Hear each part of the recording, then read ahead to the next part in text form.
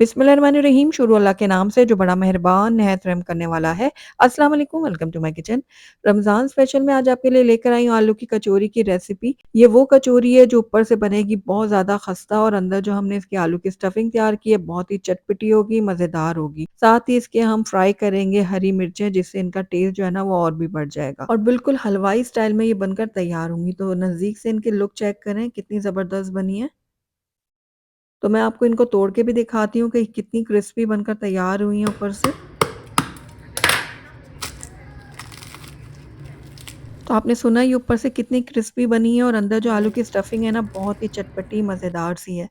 तो आपने एक बार इस रेसिपी को ज़रूर ट्राई करना है, बहुत ही आसान है इनको बनाना, स्टेप बाय स्टेप बनाना सिखाऊँगी जिसकी वज़ह से जो पहली दफ़ा भी बना रहे हैं ना, वो भी बिल्कुल परफेक्ट तरीके से इसको बना पाएँगे। तो चलिए फिर देर किस बात की, फटाफट से शुरू करते हैं इसको बनाना। तो बिस्मिल्लाहिर्रहमानिर्रहीम सबसे पहले हम इसकी डो तैयार करेंगे तो उसके लिए 2 कप मैंने यहाँ पर मैदा ले लिया है। साथ ही इसके अंदर हस्बे ज़रूरत नमक ऐड करेंगे। मैं 1 चाय का चम्मच डाल रही हूँ, आप अपने टेस्ट के अकॉर्डिंग डाल सकते हैं। आधा छोटा चम्मच मैंने इसके अंदर अजवाइन डाली है, हाथों में इस तरह से रगड़ के डालेंगे ताकि अच्छी तरह से खुशबू भी आए और टेस्ट भी आए। 2 से ढाई खाने के चम्मच इसके अंदर पिघला हुआ घी हम ऐड करेंगे। अब सारी चीज़ों को हम बहुत अच्छे से मिक्स करेंगे, इतना मिक्स करेंगे कि ये जो घी है ना, वो मैदे के अंदर अच्छी तरह से जो है ना मिल-जुल जाए। यानी जब हम इसको अच्छी तरह से पकड़े ना, इसकी मुठ बनाएँ तो वो अच्छी से जुड़ जाए इस तरह से। तो बस ये हमारी जो घी की इसमें क्वांटिटी डाली है बिल्कुल सही डाली है। अब थोड़ा-थोड़ा करके इसके अंदर पानी डालेंगे और एक मीडियम सी डो तैयार करेंगे। पानी एक साथ आपने नहीं डाल देना, थोड़ा-थोड़ा करके डालिएगा और एक स्मूथ सी डो तैयार कीजिएगा। तो यहाँ पर देखिए मैंने सारी डो को इकट्ठा कर लिया है। अब इसको 2 से 3 मिनट के लिए मैं मज़ीद गूँध लूँगी ताकि ये स्मूथ हो जाए। तो बस अब इसके ऊपर थोड़ा-सा ऑयल या घी लगा दें ताकि ऊपर से ये ड्राई ना हो। उसके बाद इसको कवर करके आधे घंटे के लिए रेस्ट के लिए छोड़ देते हैं, तब तक इसकी स्टफिंग तैयार करते हैं। तो यहाँ पर मैंने ले लिया एक पैन और इसके अंदर 2 टेबलस्पून ऐड कर दूँगी मैं ऑयल। ऑयल थोड़ा-सा गरम हो गया था तो इसके अंदर भुना हुआ कुटा हुआ मैंने सूखा धनिया ऐड किया आधा चाय का चम्मच और आधा ही चाय का चम्मच मैंने ऐड किया इसके अंदर साबित जीरा। इसको भी हाथों में क्रश करके डाला है। 1/4 टीस्पून मैंने राई दाना डाला है और आधा छोटा चम्मच मैंने सौंफ ऐड किया। इसको भी मैंने मोटा-मोटा कूट लिया था। अब इन मसालों को हम कुछ देर के लिए फ्राई करेंगे ताकि इसमें से भीनी-भीनी सी खुशबू आने लग जाए। साथ ही इसके अंदर 1 चाय का चम्मच मैंने लहसुन अदरक का पेस्ट शामिल किया है और यहाँ पर मैंने ऐड किया है बारीक चॉप की हुई हरी मिर्चें। ये मैंने 2 अदद ली है, आप अपने टेस्ट के अकॉर्डिंग ले सकते हैं। अब इन सारी चीज़ों को हम हल्का-सा फ्राई करेंगे, जलाएँगे नहीं इनको, बस हल्का-हल्का फ्राई करेंगे कि इनमें से खुशबू आने लग जाए। कुछ देर लहसुन, अदरक और हरी मिर्च को फ्राई करने के बाद इसके अंदर हम ऐड करेंगे मटर। मैंने यहाँ पर तकरीबन 1 कप मटर लिए थे बॉयल किए हुए और इसको मैंने इसमें ऐड कर दिया। ये टोटली ऑप्शनल है, अगर आप नहीं डालना चाहते तो स्किप कर सकते हैं। तो यहाँ पर देखिए मटर को भी मैं मसाले के साथ कुछ देर के लिए भून लूँगी। अब इसमें बाकी के मसाले ऐड करते हैं, तो हस्बे ज़रूरत नमक ऐड किया है मैंने, आधा छोटा चम्मच ज़ीरा पाउडर ऐड किया है, आधा छोटा चम्मच मैंने ऐड किया कुटी हुई लाल मिर्चें। अब इनको भी हम अच्छे से मिक्स करेंगे। मटर को कुछ देर मसालों के साथ पकाने के बाद इनको अब हम मैश करेंगे। तो मैंने यहाँ पर मैशर ले लिया और मैशर की मदद से हम इसको इस तरह से थोड़ा-सा तोड़ लेंगे मटरों को।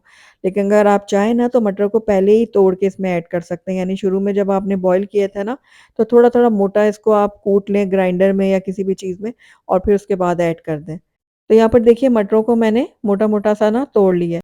तो बस अब इसके अंदर हम ऐड कर देंगे आलू। तो मैंने यहाँ पर 3 मीडियम साइज़ के आलू लिए थे जिनको थोड़ा-सा नमक डाल के मैंने बॉयल कर लिया था। तो यहाँ पर अब आलूओं को हम रफली तोड़ के ना इसके अंदर ऐड करेंगे। ऐसे मोटा-मोटा तोड़ेंगे और डालते जाएँगे। ये देखिए इस तरह से। बहुत ही चटपटी और मज़ेदार सी ये स्टफिंग हमारी आलू की तैयार होने वाली है। एक बार आप रोज़ेदारों को ये खिला देंगे ना कचौरी, तो बस वो दुआएँ देते रहेंगे आपको, ये इतनी मज़ेदार बनती हैं। तो बस अब आलूओं को भी हम मसाले के साथ जो है ना अच्छे से मिक्स कर लेते हैं। तो यहाँ पर देखिए आलूओं को भी मैंने मिक्स कर दिया है। अब इसके अंदर हम ऐड कर देंगे अमचूर पाउडर यानी कि मैंगो पाउडर 1 चाय का चम्मच और काला नमक मैंने आधा छोटा चम्मच ऐड किया है। काला नमक डालने से बहुत ही अच्छा फ्लेवर आएगा हमारी स्टफिंग में और 1 खाने का चम्मच मैंने कसूरी मेथी ली थी, इसको भी क्रश करके हाथों से ऐड कर दिया है। तो बस अब इनको भी हम अच्छे से मिक्स करेंगे और ये हमारी बहुत ही चटपटी सी आलू की स्टफिंग जो है ना वो तैयार हो गई है। तो ये आप देख रहे हैं मैंने थोड़ा-थोड़ा इसको चम्मच की मदद से भी तोड़ा है। तो ये अब देखिए पैन को छोड़ने लग गई है स्टफिंग, तो ये हमारी स्टफिंग बिल्कुल रेडी है। बस अब इनको निकाल लेते हैं हम एक दूसरे बर्तन में ताकि ये थोड़ी-सी ठंडी हो जाए। तो जब तक हमारी आलू की स्टफिंग ठंडी होती है तब तक हम अपनी डो को देख लेते हैं। तो यहाँ पर देखिए डो को रखे हुए 15 से 20 मिनट हो गए थे और ये अच्छे से सेट हो गई है। ये देखिए 1-2 पंच मैं और मार देती हूँ ताकि मज़ीद स्मूथ हो जाए। तो बहुत ही ज़बरदस्त ये हमारी ये जो डो है ना कचौरियों की रेडी है। तो बस अब इसके हम छोटे-छोटे से पेड़े करेंगे, जितनी छोटी-बड़ी आपने कचौरी तैयार करनी है उस हिसाब से पेड़े करें। ये देखिए इस तरह से। तो बाकी के पेड़ों को भी मैंने रेडी करके ना 10 मिनट का रेस्ट दे दिया था उनको और अब ये जो पेड़े हैं ना कचौरियाँ बनने के लिए बिल्कुल रेडी हो गए हैं। तो बस एक पेड़ा मैं लूँगी और इसको किनारों से इस तरह से प्रेस करते हुए बढ़ा दूँगी। आप चाहें तो बेलन का भी इस्तेमाल कर सकते हैं। तो मैंने ये देखिए एक कटोरी से बना ली है। अब जो आलू की स्टफिंग थी उसकी मैंने बॉल तैयार कर ली थी, तो उनको भी मैं एक-एक करके इस तरह रखूँगी। इस तरह क्या होगा कि हमें कचौरी बनाने में आसानी हो जाएगी। अब किनारों से पकड़ के चारों तरफ से हम इस तरह से इसको मिला देंगे। ये देखिए इस तरह से और अच्छी तरह से प्रेस करते हुए इस तरह पोटली-सी बना लेंगे। उसके बाद हल्का-सा प्रेस करेंगे, तो ये ज़बरदस्त सी हमारी जो आलू की कचौरी है ना, ये रेडी हो गई है। ये देखिए।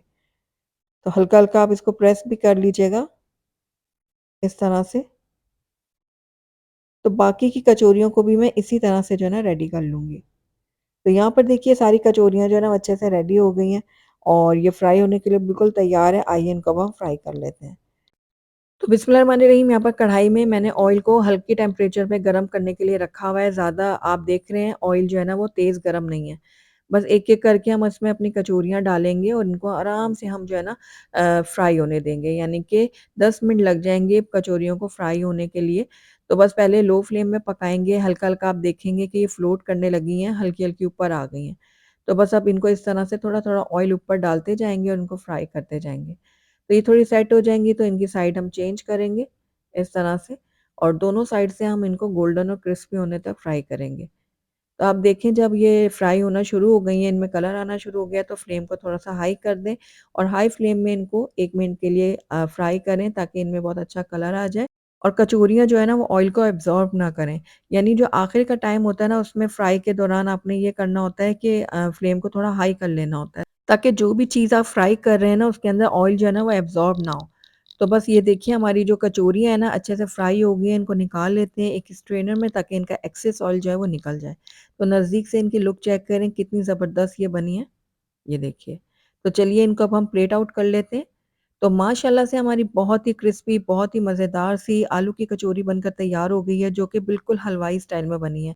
आप एक बार इसको ट्राई करेंगे ना, बार-बार इसको घर में बनाना चाहेंगे, इतनी मज़ेदार बनती है। तो ज़रूर ट्राई कीजिएगा और ट्राई करके मुझे बताइएगा भी कि आपको मेरी आज की रेसिपी कैसी लगी। अगर अच्छी लगी है तो इसको लाइक ज़रूर कीजिएगा और मेरी वीडियो को शुरू से एंड तक देखने का आपका बहुत-बहुत शुक्रिया। Thank you for watching. अल्लाह हाफ़िज़।